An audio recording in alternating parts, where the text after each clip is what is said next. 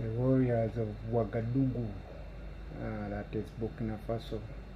In Africa now we have a man, a lion of Africa, a Pan-African, that is called Ibrahim Traore, the man who stands strong with his people, the one who has Africa in the heart, and we are truly salute him. Of recently, Ivory Coast was being used by the USA through some face of African man, that is that general of America, and he caused a lot of accusation. They tried to use Ivory Coast as a point of a staging point, or something like an island where they can stage a coup in Burkina Faso, where they can use as a military base to sabotage Burkina Faso, to sabotage Ibrahim Traore, to sabotage the Sahel region, and also to sabotage the alliance or the unity of the black man in Africa, the unity of black people who are united to fight against terrorists, to fight against neocolonialism, to fight against all manner of extortion and exploitation. So in reality is that Ivory Coast is a target for all Africans, including Africans in that country. It's a target in a way that there is need for liberation of that country called Ivory Coast, so that it can also be free from the colonization, the neo-colonization, the extortion, puppet regime, puppet president, and at least the African in that country can also own their own freedom. They can decide for their on their politics. They can decide for their economics. They can decide for their social well-being. So politically, at the moment we can say they have a puppet president who is in the orders of these white men, who is in the order of France, order of Europeans, order of United States, and this is not a good thing in reality.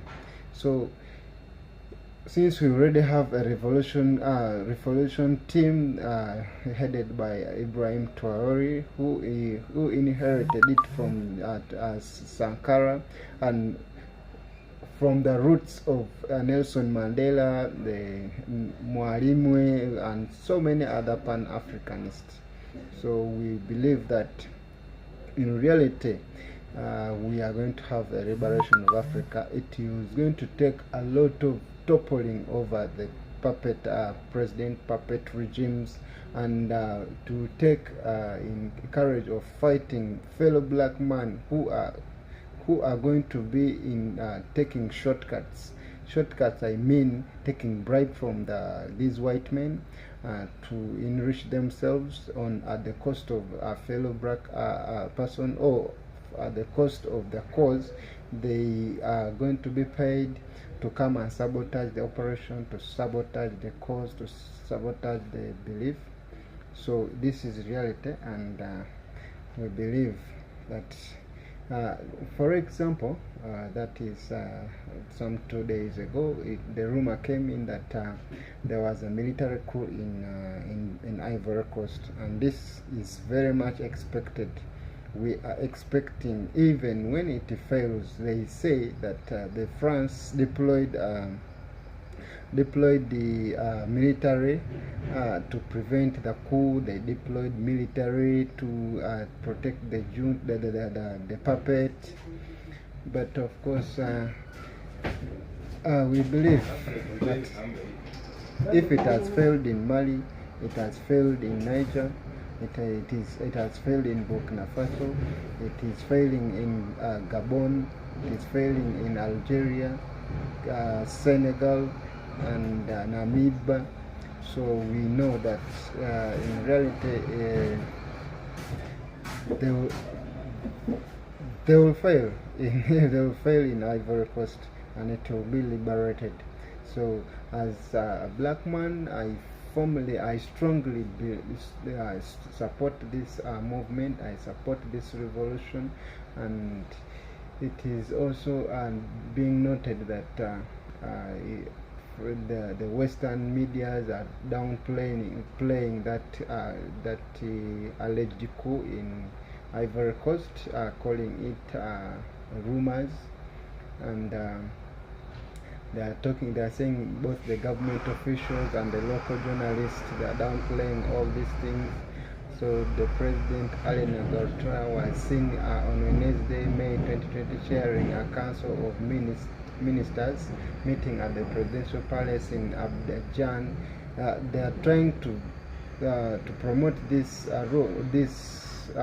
alleged allegation, but still most people are asking, where is the president?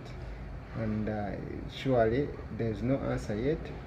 And they are saying from unverified reports, particularly on platforms like X, formerly Twitter, Facebook, TikTok, the rumor of the coup had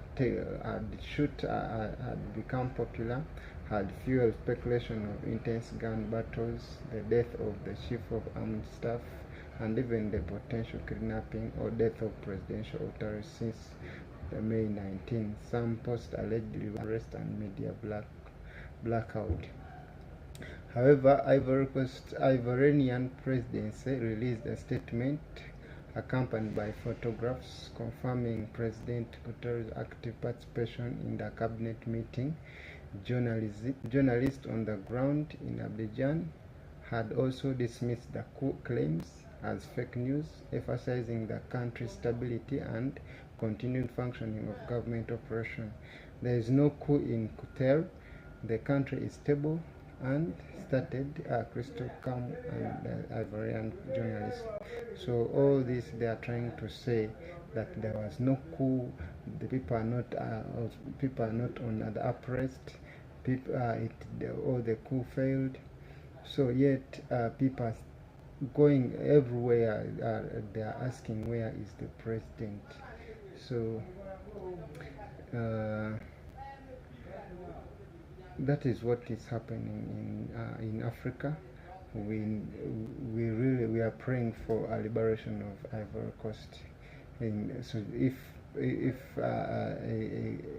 the Ivorian can take over the country and join the cause and liberate it from the white man's hand, and there will be a bit of peace. And